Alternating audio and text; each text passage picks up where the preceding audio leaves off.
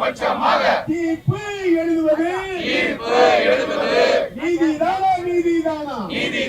நீதிதானா. அது சர்ச்சா இருக்கட்டும், கோயிலா இருக்கட்டும், மசூதியா இருக்கட்டும், சாமி கும்பிட்டு தான் இருக்காங்க. ஏற்கனவே திருப்பரங்குன்றத்துல ஏற்கனவே முருகன் இருக்காரு, தீப ஏத்துறவங்க ஏத்திட்டு தான் இருக்காங்க. பெஞ்சோட ஜட்ஜ்மெண்ட் ஏற்கனவே இருக்கு. புதுசா நீ நடுவுல உள்ள வந்து தனி நீதிபதியின் அடிப்படை தீர்ப்பை கொடுத்து கலவரம் ஏற்படுத்துவதற்காக தமிழ்நாட்டை உத்தரப்பிரதேசத்தினுடைய அயோத்தி போல எப்படி மக்கள் தலைவர் அம்பேத்கருடைய நினைவு நாளை சிதைத்தார்களோ, பாபர் மசூதி இடிச்சு, அது போல தமிழ்நாட்டினுடைய அயோத்தியாக அவர்கள் தேர்ந்தெடுப்பது திருப்பரங்குன்றம். அதனாலதான் ஜி.ஆர். சுவாமிநாதன் அவர்கள் தொடர்ந்து திட்டமிட்டு எப்படியாவது சம்பந்தமே இல்லாம தீப ஏத்துறன்னு சொல்லி இன்னைக்கு தீர்ப்பு கொடுத்து கண்டம் போட்டு சிஎஸ்எஃப் நுழைக்கிறாராம். இது என்ன முன்னுதாரணம்? இப்ப ஹைகோர்ட்ல இருக்க எல்லா ஜட்ஜும் என் கோர்ட்டு தீர்ப்பை நிறைவேற்றல, சிஎஸ்எஃப் அனுப்புறேன்னு சொல்ல முடியுமா?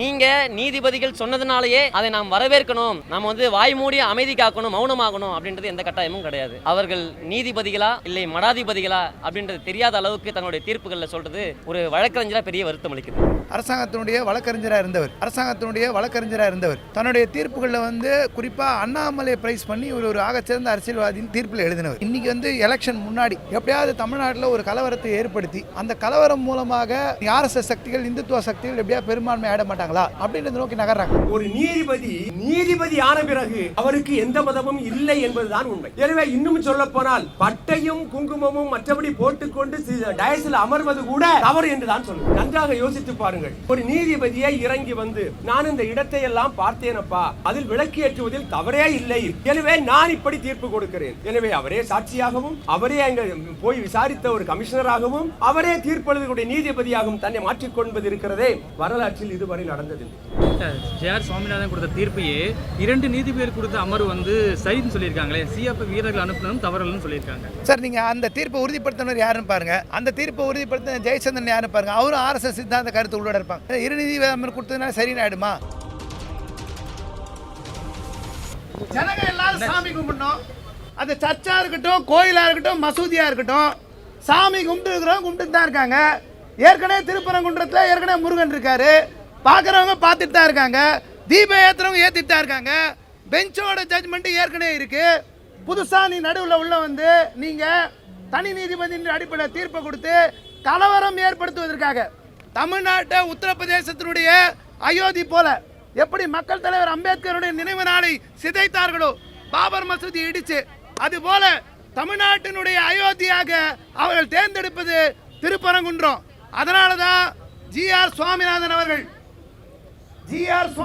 அவர்கள் தொடர்ந்து திட்டமிட்டு எப்படியாவது சம்பந்தமே இல்லாம தீப ஏத்துறன்னு சொல்லி இன்னைக்கு தீர்ப்பு கொடுத்து கண்டம் போட்டு சிஎஸ்எஃப் நுழைக்கிறாராம். இது என்ன முன்னுதாரணம்? இப்போ ஹைகோர்ட்ல இருக்க எல்லா ஜட்ஜும் என் கோர்ட்டு தீர்ப்பை நிறைவேற்றல, சிஎஸ்எஃப் அனுப்புறேன்னு சொல்ல முடியுமா? உங்களுக்கு ஒரு விஷயம் அதுல நோக்கமா தெரியுது. ஒன்றிய அரசாங்கத்துக்கு கீழே மத்திய அரசாங்கம் இயங்கணும். ஒன்றிய அரசாங்கம் என்ன சொல்லுதோ அதான் தமிழ்நாடு அரசாங்கம் கேட்கணும். இதான் அவங்களோட அடிப்படை நோக்கம். தமிழ்நாடு பெரியாருடைய பூமி, தமிழ்நாடு அம்பேத்கருடைய பூமி, தமிழ்நாடு மார்க்ஸோட பூமி. நீங்க நடக்கிற கனவு ஒருபோதும் நிறைவேறாது. உங்களால தீபம் ஏத்த முடியல. ஏன் ஏத்த முடியலன்னா, ஏத்த முடியாத அளவுக்கு இங்க முற்போக்கு சக்திகள், சமூக நீதி சமத்துவம் பேசக்கூடிய சக்திகள் இருக்காங்க. உங்க ஆர்எஸ்எஸ் சித்தாந்தத்தை தூக்கி குப்பையில போடுங்க. இங்க இந்து மக்கள், இஸ்லாமியர்கள், கிறிஸ்தவர்கள் இவர்களை ஒற்றுமை விரும்பக்கூடியவர்கள் தான் தமிழ்நாட்டு மக்கள். குறிப்பிட்ட திட்டமிட்டு இஸ்லாமியரை இங்கேருந்து விரட்டணும், இந்தியாவிலேருந்து விரட்டணும். பாகிஸ்தான் பிரிஞ்சு போன போது இது என் நாடு, என் நாட்டோடைய வாழ்வேன், என் நாட்டோடைய சாவன் சொல்லி இங்க இருந்தவங்க இஸ்லாமியர்கள், இந்திய இஸ்லாமியர்கள். அவர்களுடைய உரிமைகள், அவருடைய மத வழிபாட்டு உரிமைகள், அதை பாதுகாக்க வேண்டிய கடமை இந்தியாவில் இருக்கக்கூடிய, தமிழ்நாட்டில் இருக்கக்கூடிய பெரும்பான்மை இந்து மக்களுக்கு இருக்கிறது.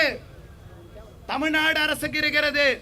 தமிழ்நாடு அரசு இன்றைக்கு தமிழ்நாடு அரசின் மீது பல்வேறு விமர்சனங்களை சுமத்துக் கொண்டிருக்கிறார்கள்.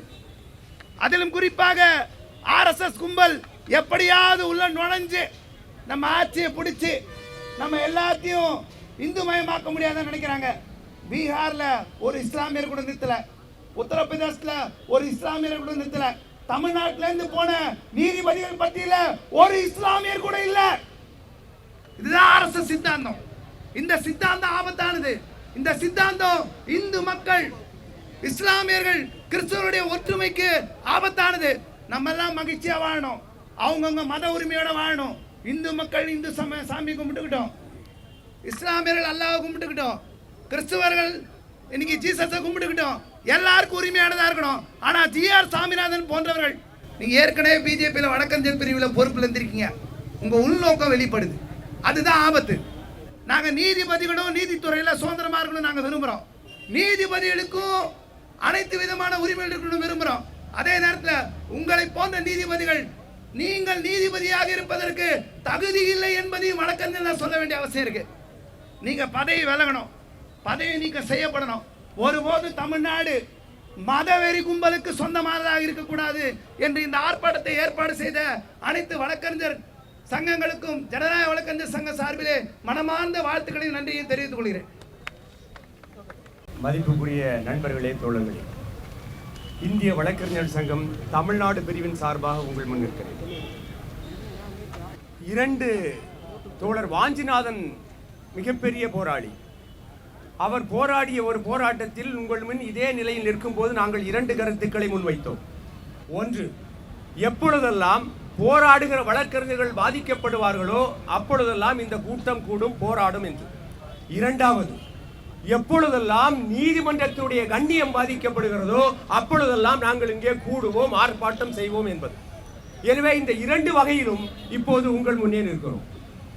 ஒரு நீதிபதி பிறப்பால் இந்துவாகவோ முஸ்லிமாகவோ கிறிஸ்துவனாகவோ இருக்கலாம். ஆனால் நீதிபதி ஆன பிறகு அவருக்கு எந்த மதமும் இல்லை என்பதுதான் உண்மை. எனவே இன்னும் சொல்ல போனால் பட்டையும் குங்குமமும் மற்றபடி போட்டுக்கொண்டு டயஸில் அமர்வது கூட தவறு என்று தான் சொல்கிறோம்.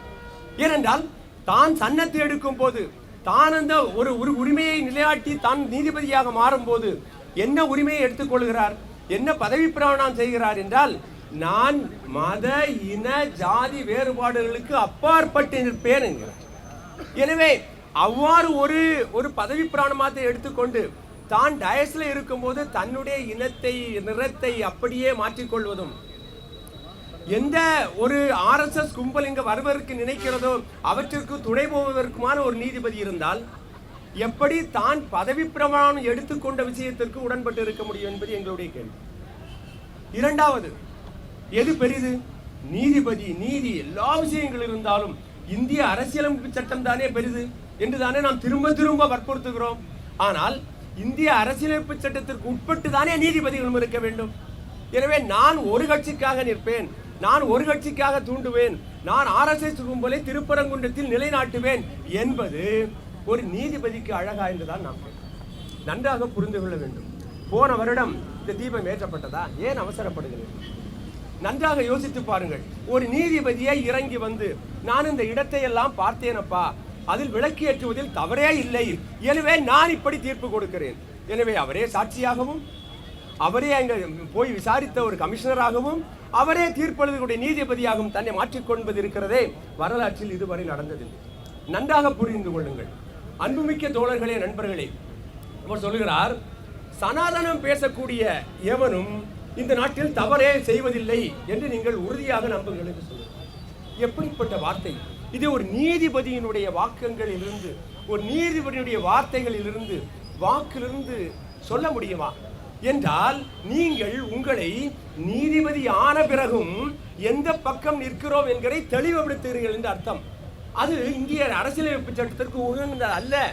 நீங்கள் நீதிபதி ஆன பிறகு இந்த பக்கம் நிற்கிறோம், அந்த பக்கம் நிற்கிறோம் என்று சொல்லுவதுதான் மிகப்பெரிய தவறு, இந்திய அரசியலமைப்பு சட்டத்துக்கு இழைக்கக்கூடிய தீங்கு என்று சொல்கிறோம்.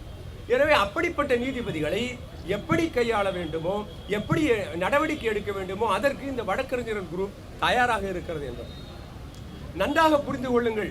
பல நீதிபதிகள்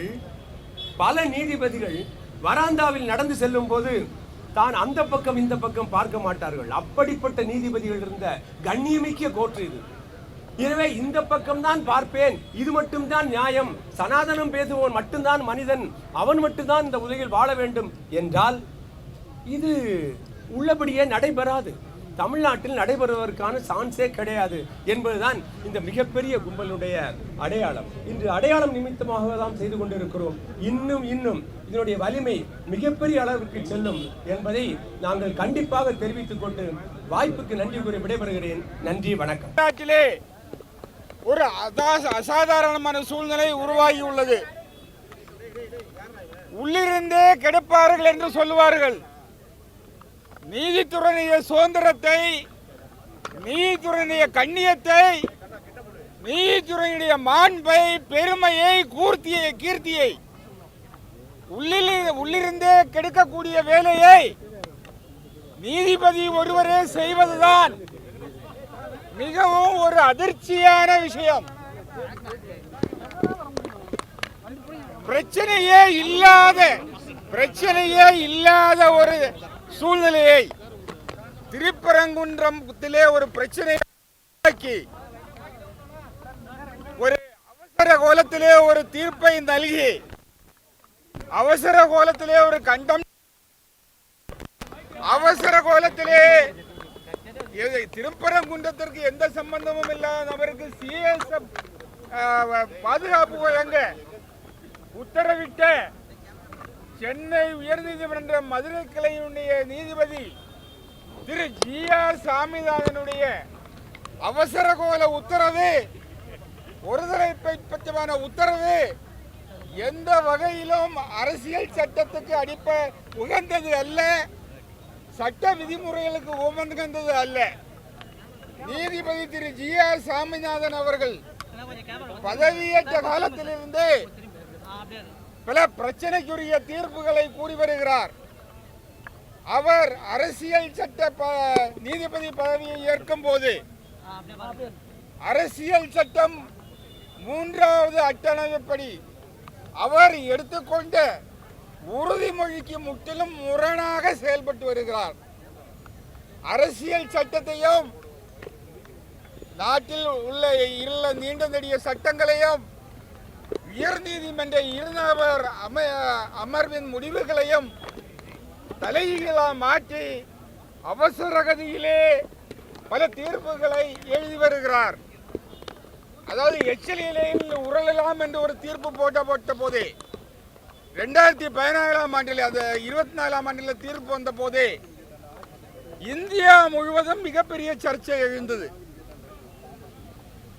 அதன் பின்னாலே 2015 ஜூலைல அவர் அந்த இந்து மாநாட்டில், அதாவது பண்டிதர்கள் மாநாடாம், வேதம் படித்தவர்கள் மாநாட்டில் அவருடைய நண்பரை எப்படி காப்பாற்றி விட்டார் என்று ஒரு கதையை சொல்லி வேதம் படித்தவர்களுக்கு தண்டனையே கிடைக்காது என்று பேசுகிறார்.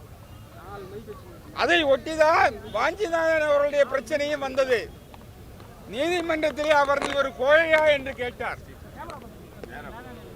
இந்த பிரச்சனைகள் எல்லாம் இருக்கும் போதுதான் இந்த தலைகீழான சட்டத்துக்கு விரோதமான, அரசியல் சட்டத்துக்கு விரோதமான தீர்ப்பு நீதிபதி திரு ஜி.ஆர். சாமிநாதன் அவர்களால் வழங்கப்பட்டுள்ளது.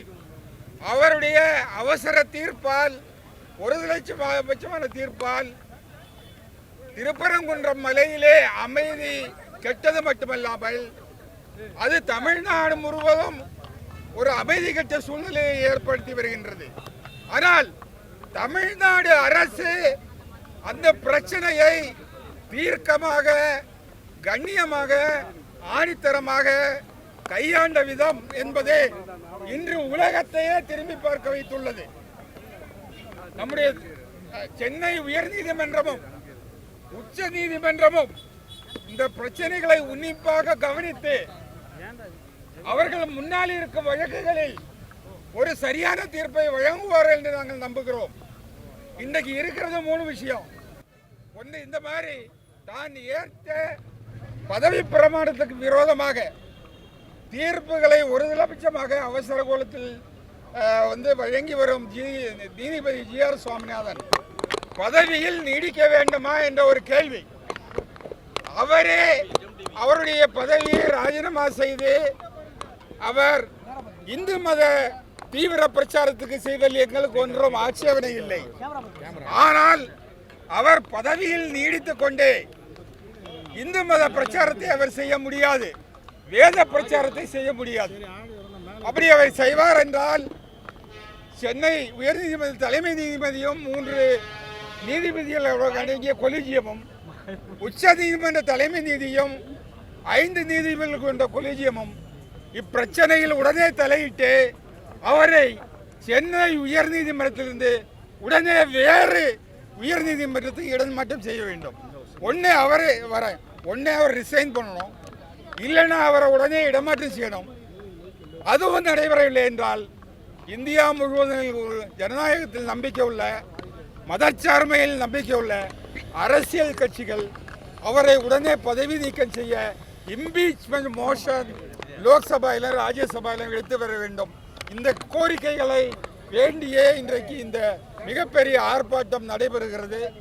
11 வழக்கறிஞர் சங்கங்கள், ஜனநாயகத்தை விரும்பக்கூடிய, மதச்சார்மையை விரும்பக்கூடிய 11 வழக்கறிஞர் சங்கங்கள் ஒன்றிணைத்து தான் அண்மையில் சென்னை உயர்நீதிமன்ற கிளையினான மதுரை கிளையில் நீதியரசர் ஜி.ஆர். சுவாமிநாதன் அவர்கள் அந்த பிறப்பித்த உத்தரவு என்பது மிகவும் உள்நோக்கம் கொண்ட உத்தரவாகத்தான் இது தமிழகம் முழுக்க இருக்கக்கூடிய மக்களின் நிலையாக இருக்கிறது.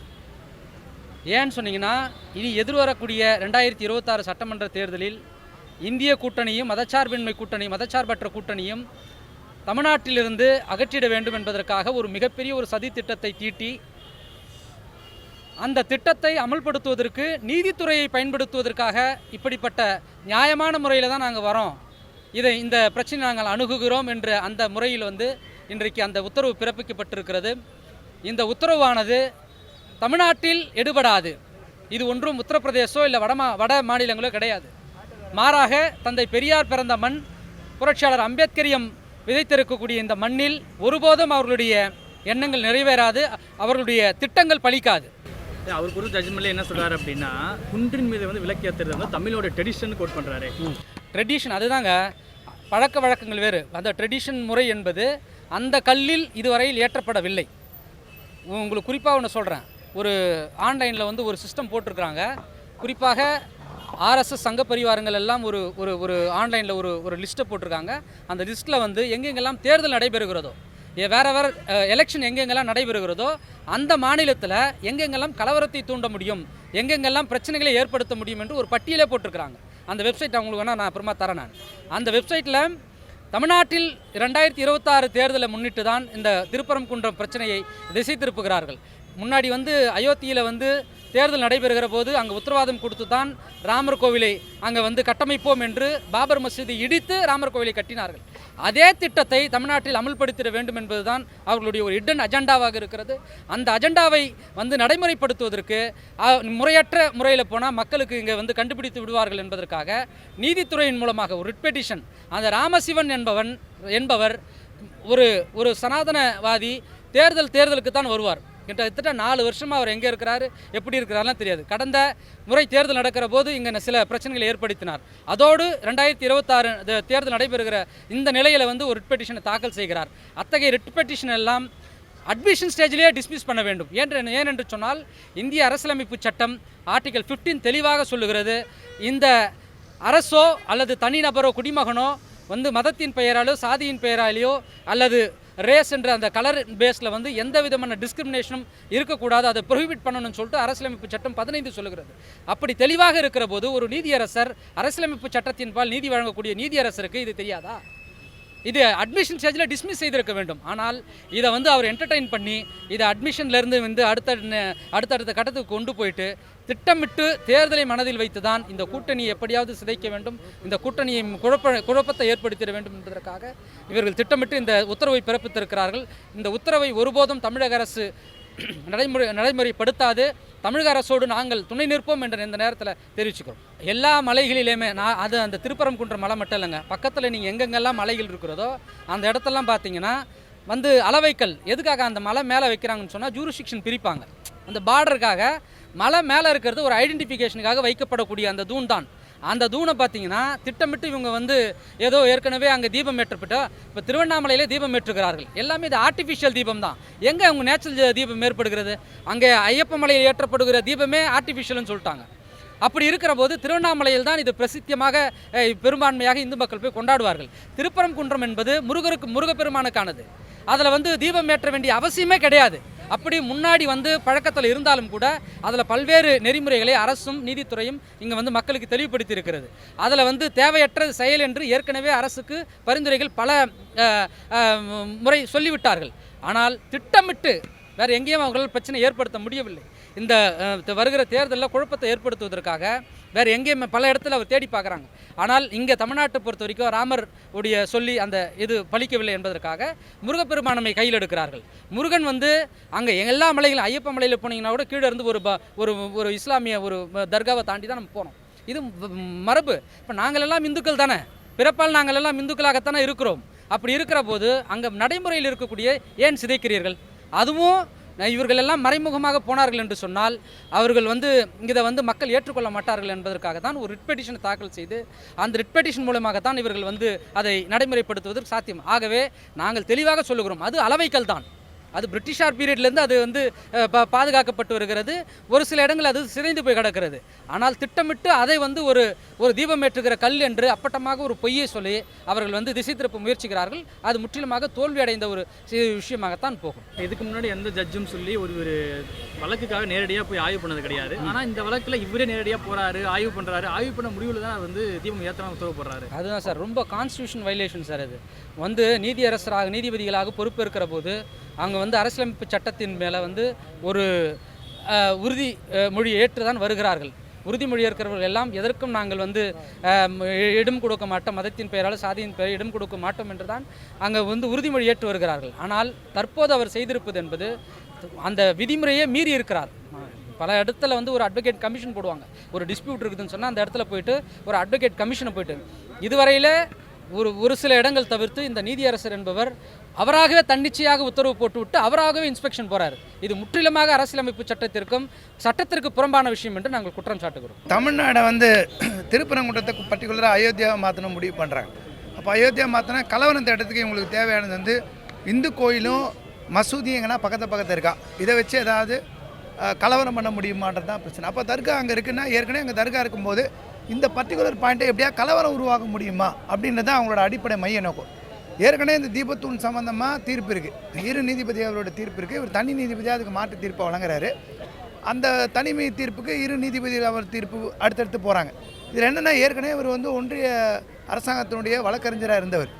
தன்னுடைய தீர்ப்புகளில் வந்து குறிப்பாக அண்ணாமலை ப்ரைஸ் பண்ணி இவர் ஒரு ஆகச்சிறந்த அரசியல்வாதின்னு தீர்ப்பில் எழுதினவர். அப்போது அப்படிப்பட்டவர் தான் இவர் வந்து குறிப்பாக இந்த சம்பந்தம் இன்றைக்கி வந்து எலெக்ஷன் முன்னாடி எப்படியாவது தமிழ்நாட்டில் ஒரு கலவரத்தை ஏற்படுத்தி அந்த கலவரம் மூலமாக ஆர்எஸ்எஸ் சக்திகள் இந்துத்துவ சக்திகள் எப்படியா பெரும்பான்மை ஆட மாட்டாங்களா அப்படின்றத நோக்கி நகர்றாங்க. தமிழ்நாட்டு மக்களை பொறுத்த வரைக்கும் யாருக்கும் கலவரம் பண்ணணுன்றதோ மத அடிப்படையில் அடிச்சுக்கணுன்றதோ யாரும் நோக்கம் இல்லை. இங்கே வந்து நிஜமாகவே வந்து இஸ்லாமியர்கள் கிறிஸ்தவர்கள் இந்து மக்கள் ஒற்றுமையை விரும்புகிறாங்க. அதிலும் குறிப்பாக இந்தியாவில் இருக்கக்கூடிய இஸ்லாமியருடைய உரிமைகளை பாதுகாப்பது பெரும்பான்மை இந்து மக்களுடைய கடமையாகுது. ஏன்னா ஒரு நாட்டு தனி நாடாக உருவாகும் போது பாகிஸ்தானை நான் என் நாட்டுக்காகவே இருப்பேன்னு சொல்லி ஆங்கிலேயருக்கு எதிராக போராடி இங்கேயே உயிரிழந்தவங்க இந்த நாட்டுக்குள்ளே இருக்கக்கூடிய இஸ்லாமியர்கள். அவர்கள் ரொம்ப இணக்கமாக சகோதரர்களாக நல்ல நேசத்தோடு தமிழ்நாட்டிலையும் இந்தியாவிலையும் வாழ்ந்துட்டு வராங்க. ஆனால் இவங்களுக்கு பீகாரில் இன்றைக்கி ஒரு கேண்டிடேட்டு கூட இஸ்லாமியர் கிடையாது. யூபியில் பிஜேபியினுடைய ஒரு கேண்டிடேட் கூட இஸ்லாமியர் கிடையாது. அப்போ அவங்க நோக்கம்னா தமிழ்நாட்டிலையும் பயப்படணும். இஸ்லாமியர்களை வர எலெக்ஷனில் யாரும் கேண்டிடேட்டாக கூட நிறுத்தக்கூடாது. இஸ்லாமியர் பக்கத்தில் போதே யோசிக்கணும். இஸ்லாமியர் அரசியல் அதிகாரம் பெறக்கூடாது. அப்படிலாம் பண்ணணும்னா இந்து மக்கள் மத்தியில் ஒரு அச்சத்தை ஏற்படுத்தி இந்து மக்களுடைய வழிபாட்டு உரிமை எல்லாமே பாதிக்கப்படுது.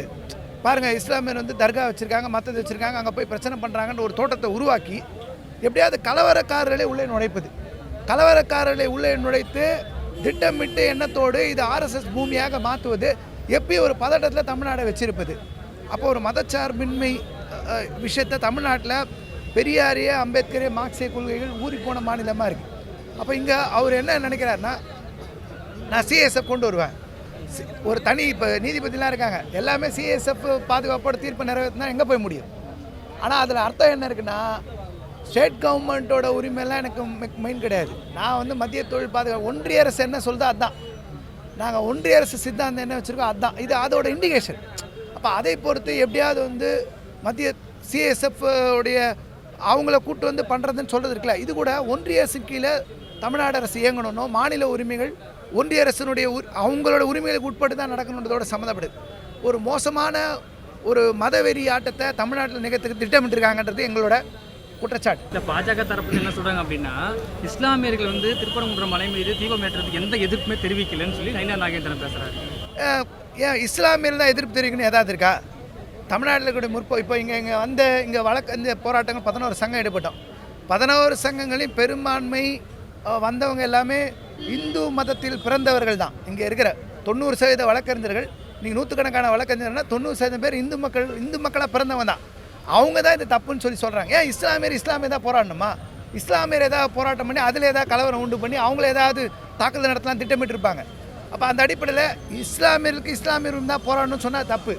தலித் மக்கள் உரிமை தலித் மக்கள் தான் போராடணும்னு சொன்னால் தப்பு. தொழிலாளர் தான் போராடணும் தப்பு. இது கூட திட்டமிட்டு பரப்பப்படுது. நிஜமாவே இஸ்லாமிய சக்திகள் தமிழ்நாட்டில் நமக்கு எல்லாம் குரல் கொடுக்க மாட்டாங்களான்ற எண்ணத்தோடு தான் இருக்காங்க. அந்த எண்ணம் நிச்சயமாக நிறைவேறும். தமிழ்நாடு பூமி அனைத்து மக்களுக்காக, அனைத்து இஸ்லாமியர், கிறிஸ்துவர்கள், இந்து மக்கள் எல்லாருமே நல்ல விதத்தில் அவங்க மத வழிபாட்டு உரிமை இருக்கணுன்றதை தமிழ்நாட்டு மக்கள் விரும்புவாங்க. கூடுதலாக நயினார் நாகேந்திரன் என்ன சொல்கிறார் அப்படின்னா, அயோத்தி எங்கே இருக்குது? இங்கிலாந்துலையா இருக்குது? இந்தியாவில் தானே இருக்குது. அப்போ தமிழ்நாடு அயோத்தியை மாறுறது வந்து தவறு தான் பேசுகிறாரு. முதல்ல இந்த மாதிரி கான்செப்டோட என்ன மக்கள் தலைவர் அம்பேத்கருடைய பிறந்தநாளை பாபர் மசூதி இடிப்பு தினமாக திட்டமிட்டு மாற்றினது ஆர்எஸ்எஸ் பிஜேபி கும்பல். அவர் நினைவு நாளில் இந்தியா முழுக்க கொண்டாடக்கூடாதுன்னு சொல்லி, நினைவு நாளில் உறுதி ஏற்கக்கூடாதுன்னு சொல்லி தான், அந்த நினைவு தினத்தை நீ அனுசரிக்கக்கூடாதுன்னு சொல்லி தான் இந்தியா முழுக்க கலவரத்தை உருவாக்குனாங்க. அப்போ அவங்களோட அஜெண்டாவை என்ன? அயோத்தி மாதிரி மாற்றினா தமிழ்நாட்டில் கலவர பூமியாகணும். அப்போ அயோத்தி நீங்கள் சொல்லும்போதே கடப்பாறை இழுத்துட்டு போய் உடச்ச கும்பல் இருக்குல்ல, மசூதி கும்பல், அந்த கும்பலுடைய நடைமுறை இங்கே கொண்டு வரணும்னு நினைக்கிறாங்க. அதுக்கு இங்கே இடம் கிடையாது. இங்கே தமிழ்நாடு அயோத்தியா மாற முடியாது. அப்படி சொல்கிறது அவங்களோட அஜெண்டா வெளிப்படுத்துது. எலெக்ஷன் முன்னாடி கலவரத்தை ஏற்படுத்தி எப்படியாவது பிஜேபிக்கு இங்கே நிறைய ஓட்டு வாங்கணும் உள்ளே கொண்டு வர நினைக்க இது நடக்காது. ஜே.ஆர். சுவாமிநாதன் கொடுத்த தீர்ப்பையே 2 நீதிபதிகள் கொடுத்த அமர்வு வந்து சரின்னு சொல்லியிருக்காங்களே, சிஆர்பி வீரர்கள் அனுப்பினதும் தவறுன்னு சொல்லியிருக்காங்க. சார், நீங்கள் அந்த தீர்ப்பை உறுதிப்படுத்தினர் யாருன்னு பாருங்கள். அந்த தீர்ப்பை உறுதிப்படுத்தின ஜெயச்சந்திரன் யாருன்னு பாருங்கள். அவரும் ஆர்எஸ்எஸ் சித்தாந்த கருத்து உள்ளோட இருப்பாங்க. இந்த நீதித்துறை இப்போ நீங்கள் தமிழ்நாட்டிலேருந்து பட்டியல் போயிருக்கு, 10க்கும் மேற்பட்ட நீதிபதி பட்டியல். ஒரே இஸ்லாமியர் பேர் கூட இல்லை. அப்போ இஸ்லாமியர் தகுதி இல்லையா? இந்தியா முழுக்க இஸ்லாமியர் பேரை சொல்வதற்கு மற்றவர்கள் தயங்கணும். பெரும்பான்மை இந்து மக்கள் இருக்க அவங்க கூட இருக்கிறதுன்னு சொல்கிறதுக்கு தயங்கணும்னு நினைக்கிறாங்க. இது அவரு கொடுத்துருந்தாலும் தப்பு தான். இரு நீதிபதி கொடுத்ததுனால சரின்னு ஆகிடுமா? இவங்களாம் ஒரே பேக்ரவுண்ட். இப்போ இந்தியா முழுக்க நீதித்துறையில் இவங்களாம் கட்டமைச்சு ஊடுருணும்னு நினைக்கிறாங்க. இது ஆபத்தானது. ஜி.ஆர். சுவாமிநாதன் அவரோட தனியான ஒரு மனிதர் மீது எங்களுடைய எதிர்ப்பு இல்லை. அவருடைய சித்தாந்தம், அவருடைய கருத்து, தனியாக நீதிபதிகள் மீது எங்களுக்கு எதிர்ப்பு இல்லை. அவருடைய சித்தாந்தம், கருத்துக்கள் தான் எங்களுக்கு எதிராக இருக்குது. இவரை பதவி நீக்கம் செய்வதற்குண்டான நடவடிக்கை எடுக்கணுன்றதை நாங்கள் விரும்புகிறோம். பாஜக சில தீர்ப்புகள் கோட் பண்ணுறாங்க. 1920, 1996 இந்த 2 தீர்ப்புகளிலுமே திருப்பரங்குன்றம் தூணின் மீது தீபம் ஏற்ற அனுமதி கொடுக்கப்பட்டது, அப்படி தீர்ப்பு வழங்கப்படுதுன்னு சொல்கிறாங்களே. இல்லை, இவங்கெல்லாம் இப்போ நீங்கள் சமீபத்தில் 2014 தீர்ப்பே பாருங்கள். பெஞ்சு தீர்ப்பு எங்கே ஏற்றணும்னு சொல்லி அதுபடி தான் போயிட்டு இருக்குது. அந்த தீர்ப்புக்கு மாறா எதுவும் இல்லையே. ஏற்கனவே 2 நீதிபதிகள் தீர்ப்பு கொடுத்துருக்கு, தீர்ப்பு இருக்குது. இவங்க எல்லாமே ஒரு கட்டுக்கதையாக ஒன்றா கொண்டு வருவாங்க. இவங்களுக்கு ஒரு வசதியும் தேவைட்டா பண்ணுவாங்க. அப்படி இருக்கு. இப்பயும் ஒரு விஷயம் இருக்குது. ஒரு தீர்ப்பு கொடுக்குறாங்க, தீர்ப்பு கொடுத்து மற்றவங்க கருத்தெல்லாம் கேட்டு பண்ணி செஞ்சு அப்புறமா அவமதி போட கூட எடுக்கலாமே. ஒன்றும் அவசியம் இல்லையே. உடனே எடுத்து இப்போ அவமதி உடக்கணும், இப்போயே நீ போய் தீபத்தை ஏற்றணும் அவசியமே இல்லை. நெக்ஸ்ட் இயர் கூட ஏற்ற சொல்லுவோம். நெக்ஸ்ட் இயரில் சரியாக இருக்கா தீர்ப்பாக இருக்கான்னு கூட பார்க்க சொல்லுவோம். ஆனால் அப்படி நோக்கம் இல்லைன்ற அவசரமாக தீர்ப்பை கலவரத்தை உண்டு பண்ணணுன்ற நோக்கம் இருக்கிறனால தான் இவ்வளோ அவசரப்படுறாரு. மற்ற கேஸில் அவ்வளோ அவசரம் இல்லையே. பல்வேறு வழக்கில் கண்டெம்ட் இப்படி எடுத்துட்டாரா? இதே ஜி.ஆர். சுவாமிநாதன் அவர்கள் அவர் உத்தரவு வழங்கின எல்லா தீர்ப்புலையும் சிஎஸ்எஃப்பை பயன்படுத்தி இவர் கண்டெம்ட் நடவடிக்கை எடுத்துட்டாரா? எங்களோட கேள்வி. ஏன் இந்த ஒரு வழக்கில் மட்டும் இவ்வளோ அவசரம், இவ்வளோ பதட்டம், இவ்வளோ என்ன? ஏன்னா சித்தாந்தம் சம்மந்தப்பட்டது நாங்கள் உறுதியாக சொல்கிறோம். நீதிமன்றம் ஒரு தீர்ப்பு கொடுத்த பிறகும் ஏன் அதை அரசு நடைமுறைப்படுத்த தயங்குறாங்கன்னு சொல்லி பாஜக கேட்குது. அதுதான் முக்கியமான கேள்வியை முன்வைக்கிறாங்க அவங்க. சார், மத கலவரம் வேணாம்னு நினைக்கிறாங்க. தமிழ்நாட்டில் மத கலவரம் வேண்டாம், தேவையில்லாம் மசூதி போய் செஞ்சு அதை உடச்சி இடிச்சு எதுவும் பண்ண வேணாம்னு நினைக்கிறாங்க. இது தப்பு இல்லையே. எல்லா தீர்ப்பும் தீர்ப்புன்னு சொன்னாலே முழுசாக நல்லதாகிடுமா? உச்சநீதிமன்றம் நாளைக்கு தப்புன்னு கூட சொல்லலாம். ஒருத்தர் தீர்ப்பு கொடுத்தாதே சரின்னு ஆகிடுமா?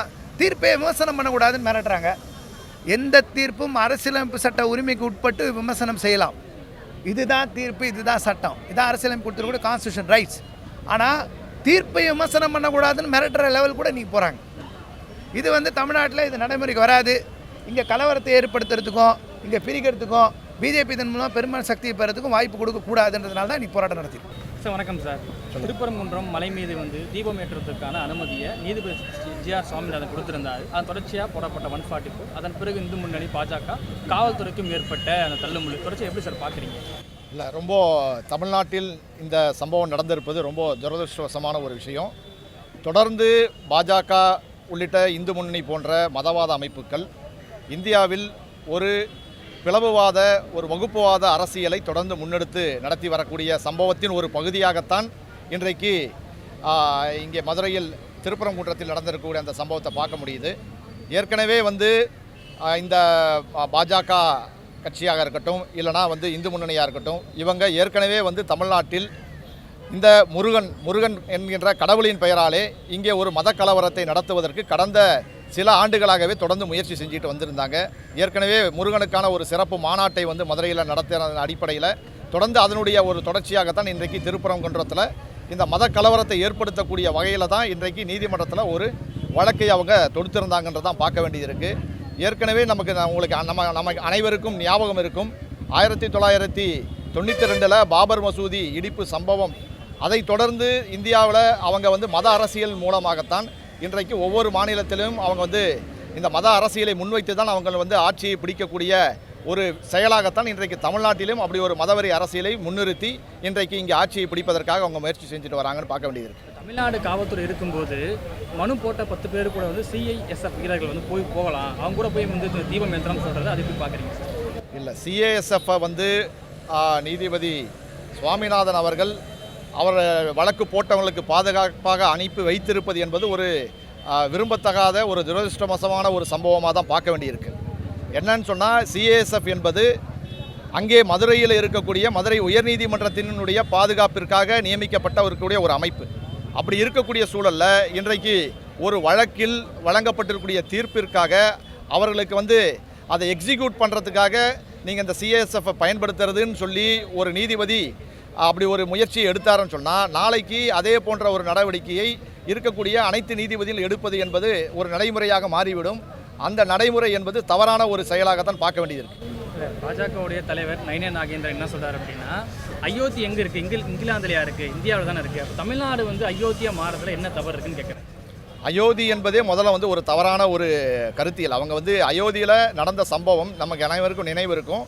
அவங்க 92 அயோத்தியில் அந்த பாபர் மசூதி இடிப்பு சம்பவம் நடக்கும்போது கூட நீதிமன்றத்துக்கு ஒரு வாக்குறுதி கொடுத்தாங்க. நாங்கள் வந்து அமைதியாக அந்த இடத்துல அயோத்தி அந்த மசூதி இருக்கக்கூடிய இடத்துல அமைதியான முறையில் நாங்கள் கூட்டிகிட்டு கலைஞ்சிருவோம்னு சொல்லி ஒரு வாக்குறுதி கொடுத்தாங்க. ஆனால் அவர்கள் அந்த வாக்குறுதியை மீறி தான் அங்கே வந்து அயோத்தியில் இருக்கக்கூடிய பாபர் மசூதியை அவர்கள் இடித்தார்கள். இன்றைக்கி உயர்நீதிமன்ற தீர்ப்பை வந்து தமிழக அரசு அமுல்படுத்த மறுக்கிறதுன்னு சொல்லக்கூடிய இதே பாஜக கும்பல் இன்றைக்கு இவங்க வந்து அயோத்தியில் என்ன செஞ்சாங்கன்னு நம்ம பார்க்க வேண்டியிருக்கு. அதே மாதிரி நீங்கள் வந்து ஐயப்பன் கோயில் விஷயத்தில் கூட ஐயப்பன் கோயில் எல்லாம் வந்து பெண்கள் வந்து ஐயப்பன் கோயிலுக்கு போகலாம் அப்படின்ற ஒரு தீர்ப்பை வந்து உச்சநீதிமன்றம் வழங்கிய போது கூட அந்த தீர்ப்புக்கு எதிராகத்தான் வந்து பாஜக உள்ளிட்ட இந்து வகுப்புவாத சக்திகள் வந்து செயல்பட்டாங்கன்றது நம்ம பார்க்க வேண்டியிருக்கு. ஆக அயோத்தி வந்து எங்கே இருக்குது, இந்தியாவில் இருக்குதா அப்படின்னா, அயோத்தி என்பது அயோத்தியில் இவங்க வகுப்புவாத அரசியலை இவங்க முன்வைத்த அதே அயோத்தியில் இன்றைக்கு பாஜக அரசு தோற்கடிக்கப்பட்டிருக்குதுன்னு நம்ம பார்க்க வேண்டியிருக்கு. அந்த தொகுதியில் தோற்கடிக்கப்பட்டிருக்கு. ஆகவே அயோத்தியில் அவங்க ராமர் அவங்களை வந்து கைவிட்டிருக்கிறாங்கன்னு சொல்லி தான் நம்ம பார்க்க வேண்டியிருக்கு. ஆக அயோத்தி வந்து இந்த நாட்டினுடைய உதாரணமாக இருக்க முடியாது அப்படின்றதான் அது மக்கள் நல்லிணக்கத்திற்கு எதிரான ஒரு செயலாக தான் அயோத்தி வந்து இன்றைக்கி வந்து மாறி இருக்குன்னு தான் நம்ம பார்க்க வேண்டியிருக்கு. டிசம்பர் 3 வந்து தீபமேற்ற அனுமதி கொடுக்கப்பட்ட போது 6/5க்கு மேலே வந்து உடனடியாக இந்த வழக்கை வந்து அவமதிப்பு வழக்காக எடுத்து விசாரிக்கிறதுக்கான காரணம் என்ன சார்? இல்லை, அதாவது அவமதிப்பு வழக்காக எடுத்துனா குறைந்தபட்சம் பொதுவாக இன்றைக்கி நீதிமன்றங்களில் ஒரு வழக்கு உத்தரவு போடப்பட்டு அது அவமதிப்பு வழக்காக மாறுறதுக்கே ஒரு சில மாதம் ஆகும். நீங்கள் வந்து ஒரு அரசிற்கு போதுமான கால அவகாசம் கொடுக்கணும். போதுமான கால அவகாசமே கொடுக்காம உடனடியாக வந்து 5 மணிக்கு போடப்பட்ட ஒரு தீர்ப்பை உடனடியாக நிறைவேற்றவில்லை என்று உடனடியாக ஒரு கண்டெம்ப்ட் எடுக்கிறது என்பது பொதுவாக நீதிமன்றத்தினுடைய நடவடிக்கையில் இல்லாத ஒரு விஷயத்தை இன்றைக்கு நீதிபதி அவர்கள் செய்திருப்பது என்பது வருத்தத்திற்குரிய விஷயம். இது ஒரு முன்னுதாரணமாக மாறிவிடக்கூடாதுன்றதான் எங்களுடைய கருத்து. இறுதியாக வந்து பாஜகவுடைய முன்னாள் தலைவர் அண்ணாமலை என்ன சொல்றாரு அப்படின்னா, நெல்லித்தோப்பு தர்கா அந்த படிகள் மட்டும்தான் இஸ்லாமியர்களுக்கு சொந்தம், ஒட்டுமொத்த திருப்பரங்குன்றம் மலையும் வந்து இந்துக்களுக்கு சொந்தம்னு சொல்றாரு. இல்லை, அது அவர் சொல்லியிருக்கிறது தவறான கருத்து. இன்றைக்கு திருப்பரங்குன்ற மலையில் ஏராளமான பல்வேறு நம்பிக்கை வழிபாட்டு முறைகளை கொண்ட அங்கே நடைமுறையில் இருக்குது. அது அங்கே வந்து திருப்பரங்குன்றத்தில் முருகன் கோயில் இருக்குது. அதே மாதிரி அங்கே வந்து சமணர்களுடைய வழிபாட்டு முறை என்பது இருக்கிறது. அதே மாதிரி சிறு தெய்வங்களுடைய வழிபாட்டு முறை இருக்கிறது. அது இல்லாமல் வந்து இஸ்லாமியர்களுடைய அந்த சிக்கந்தர் தர்கா என்பது இருக்குது. ஆக அந்த மலையில் பல்வேறு மத ஒற்றுமையினுடைய சின்னமாக இன்றைக்கி வந்து திருப்பரங்குன்றம் இருக்குதுன்னு தான் நம்ம பார்க்க வேண்டியது இருக்குது. அதற்கு மாற்றான ஒரு கருத்தை வந்து இன்றைக்கி வந்து அண்ணாமலை முன்வைக்கிறார் என்று தான் சொல்ல வேண்டியது.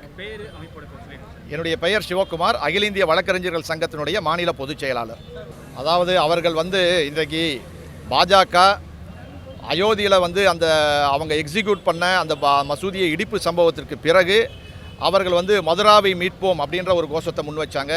இதை இப்போது சமீபத்தில் கடந்த 2 ஆண்டுகளுக்கு முன்னால் கூட ஞானவாபியில் வந்து மசூதியை தோண்டி அங்கே வந்து அதற்கு கீழே வந்து சிவன் சிலை இருக்கிறது என்கின்ற கருத்துக்களை முன்வைத்தாங்க. இப்படி தொடர்ந்து இந்தியா முழுவதும் அவர்கள் இஸ்லாமிய வழிபாட்டு தலங்கள் மற்றும் மசூதி போன்ற சின்னங்களுக்கு கீழே இந்து கோயில்கள் இருக்கிறது அப்படின்ற ஒரு தவறான கற்பிதங்களை வந்து முன்வைத்து இங்கே ஒரு மத கலவரத்தை முன்னெடுத்து செல்வதற்கான அனைத்து முயற்சிகளையும் வந்து பாஜக செஞ்சுட்டு வருது என்றதான் பார்க்க வேண்டியது. வணக்கம் சார்.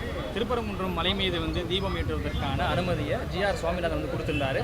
அந்த உத்தரவும் சரின்னு சொல்லி 2 நீதிபதிகள் கொண்ட அமர்வும் வந்து சொல்லியிருக்காங்க. எப்படி பார்க்குறீங்க சார்? உத்தரவை நாம் ஏற்றுக்கொள்ள தான் வேணும். ஏன்னா வழக்கறிஞர்கள் என்ற அடிப்படையில் நீதிபதிகளுடைய ஆணையை உத்தரவை நாம் ஏற்றுக்கணும். ஆனால் அதுக்கு மதிப்பளிக்கணும், மரியாதை செலுத்தணும், துதிபாடணும் அப்படின்ற எந்த ஒரு கட்டாயமும் கிடையாது. எல்லா நீதிபதிகளுடைய தீர்ப்புகளும் வந்து விமர்சனத்துக்கு உட்பட்டவை தான். அந்த வகையில் இதை நேரடியாக ரொம்ப காத்திரமாக நாங்கள் விமர்சிக்கிறோம், வெளிப்படையாக விமர்சிக்கிறோம். நீதிபதிகளா மடாதிபதிகளா அப்படின்னு தெரியாத அளவுக்கு இப்போ நீதித்துறையில் பெரும்பான்மையானவர்கள் காவிமயமாக்கப்பட்டவர்களாக இருக்கிறாங்க. வெளிப்படையாக இந்துத்துவ அடையாளத்தோட தங்களுடைய டயஸில் உட்காந்துக்கிட்டு நீதி பரிபாலனங்களை வந்து கையாளக்கூடியவர்களாக இருக்காங்க. இந்த மாதிரி தீர்ப்புகள் மக்கள் மத்தியிலையும் சரி, அனைவர் மத்தியிலும் சரி, நீதிமன்றங்களின் மீதான நீதிபதிகளின் மீதான ஒரு நம்பிக்கை இழப்பை வந்து செஞ்சுக்கிட்டே இருக்குது. ஒரு பக்கம் கொலிஜியம்ன்ற சிஸ்டத்தின் மூலமாக அவங்க ரெஃபர் பண்ணக்கூடிய ஆட்கள் நீதிபதிகள் வழக்கறிஞர்களாக இருந்து அவங்க ரெஃபர் பண்ணக்கூடிய நீதிபதிகளோட லிஸ்ட்டில் ஒரு தலித்துகள் கூட இல்லாமல் இருக்கிறாங்க, ஒரு இஸ்லாமியர்கள் கூட இல்லாமல் இருக்கிறாங்க. அப்போ தலித்துகளுடைய வலியை, இஸ்லாமியர்களுடைய பிரச்சனையை அவங்க எப்படி புரிஞ்சிக்க முடியும்? அது ரொம்ப பயாஸ்டாக இருக்காதா அப்படின்றது வந்து யதார்த்தமானது. அதுக்கு எதிராக குரல் கொடுத்துட்ருக்கோம். ஏன்னாக்கா பின்னாடி இப்படி ஒரு விஷயங்கள் நடக்கும் அப்படின்றது தான் அது நடந்துக்கிட்டு இருக்கு. அதை கண்முன்னே பார்த்துக்கிட்டு இருக்கோம். இப்போ நீங்கள் நீதிபதிகள் சொன்னதுனாலேயே அதை நாம் வரவேற்கணும், நம்ம வந்து வாய் மூடி அமைதி காக்கணும், மௌனமாகணும் அப்படின்றது எந்த கட்டாயமும் கிடையாது. அவர்கள் நீதிபதிகளா இல்லை மடாதிபதிகளா அப்படின்றது தெரியாத அளவுக்கு தங்களுடைய தீர்ப்புகளில் சொல்கிறது ஒரு வழக்கறிஞராக பெரிய வருத்தம் அளிக்குது. 100 ஆண்டுகளாக திருப்பரங்குன்றம் மலையில் இருக்கக்கூடிய உச்சிப்பிள்ளையார் கோயில் மீது தான் தீபம் ஏற்றப்பட்டுக்கிட்டு இருக்கு. ஆனால் சடனாக வந்து நீதிபதி வந்து நேரடியாக போகிறாரு, ஆய்வு பண்ணுறாரு. ஆய்வு பண்ணி இன்னொரு இடத்துலையும் வந்து தீபத்தூண்லையும் வந்து நீங்கள் தீபம் ஏற்றலாம்னு சொல்லி உத்தரவு போகிறது எப்படி சார்? நேரடியாக இது பயாஸ்டுன்னு உங்களுக்கு தெரிஞ்சிடுது. இது சாதாரண ஒரு லேமன், பெரிய அளவுக்கு கல்வி படிப்பு இல்லாதவர்கள் கூட தங்களுடைய லாஜிக்கல் சென்ஸ் மூலமாகவே இதை வந்து புரிஞ்சிக்க முடியும். இது இந்த நீதிபதி எந்த அளவுக்கு பயாஸ்டாக நடந்துக்கிறாங்க அப்படின்றது. நாங்கள் வழக்கறிஞர்களாக இருக்கிறோம். ஏற்கனவே இது வந்து புதுசாக வந்து இந்த நீதிபதி மேலே கொடுக்கக்கூடிய குற்றச்சாட்டோ இல்லை விமர்சனங்களும் கிடையாது. அவர் வந்து விமர்சனங்களின் நீதிபதியாக தான் இருக்கிறார், குற்றச்சாட்டுகளின் நீதிபதியாக தான் இருக்கிறார், ஒரு சார்பான நீதிபதியாக தான் இருக்கிறார். இது கடந்த காலம் முழுக்க அவர் மேலே இருக்கக்கூடிய விமர்சனங்கள், குற்றச்சாட்டுகள். அப்போ அவர் இதில் ஏன் இவ்வளோ சிரத்தை எடுத்துக்கிறாரு அப்படின்னாக்கா அவருக்கு பின்னாடி இருக்கக்கூடிய அந்த இந்துத்துவ அஜெண்டா, அந்த கொள்கை, அந்த கோட்பாடு, அந்த மனப்பான்மை, அவர் பயிற்றுவிக்கப்பட்ட விதம் அதை வந்து வெளிப்படையாக அது சொல்லுது. நேரடியாக நிகழ்வுகளில் போய் கலந்துக்கிறாரு, ஒரு சார்பு மதத்தோடைய நிகழ்வுகளை கலந்துக்கிறாரு. அந்த மதத்தை உயர்த்தி பிடிக்கிற போல, மற்ற மதங்களை தாழ்த்தி சொல்லுகிற போல தன்னுடைய கருத்துக்களை வந்து வெளிப்படுத்துகிறாரு. அது விமர்சனங்களுக்குள்ளாகி வருது. அதனால் இவர் வந்து நேரடியாக போகிறதும், அவர் அந்த மலைகளை போய் பார்க்குறதும், அங்கே ஃபீல்டு விசிட் பண்ணுறதும், அதை ஒட்டி ஒரு தீர்ப்பு வழங்குறதும், அதற்கு உண்மைக்கு புறம்பான சில விஷயங்களை வந்து உண்மையாக சொல்வது போல தன்னுடைய பதவியின் மூலமா அதை உண்மையாக மாற்றுவதற்காக முயற்சிப்பதும்ன்றது அவருடைய ஐடியாலஜி அவர் அழுத்துற வேலை, அவருக்கு பின்னாடி இருக்கக்கூடிய ஒரு அமைப்பு அழுத்துற வேலை அப்படின்றது தான் நம்மளுடைய விமர்சனம். தொடர்ச்சியாக டிஎம்கே அரசு வந்து இந்துக்களுடைய மனதை புண்படுத்துகிற மாதிரி செயல்படுறாங்க அப்படின்னு சொல்கிறாங்க. கூடுதலாக அந்த ஒரு இடத்துல தீபம் ஏற்றினா என்ன குறைஞ்சிட போகுது? இந்துக்களுடைய உணர்வுகள் தானே மதிப்பளிக்குன்னு சொல்லப்படுது. இதில் ரொம்ப முக்கியமான ஒரு பாயிண்ட்டை நம்ம புரிஞ்சுக்க வேண்டியதுனாக்கா, இந்துக்கள் வேற, இந்துத்துவவாதிகள் வேற. இந்த ரெண்டுத்துக்கும் வந்து ஒரு எழுத்து ஒரு வித்தியாசமாக தெரியலாம், ஆனால் மிகப்பெரிய ஒரு இடைவெளி இருக்குது. இந்துக்கள் என்பவங்க தங்களுடைய மத நம்பிக்கையை போற்றணும்னு நினைக்கிறவங்க, தங்களுடைய பக்தியை போற்றணும்னு நினைக்கிறவங்க, சாமியை கும்பிடணும்னு நினைக்கிறவங்க.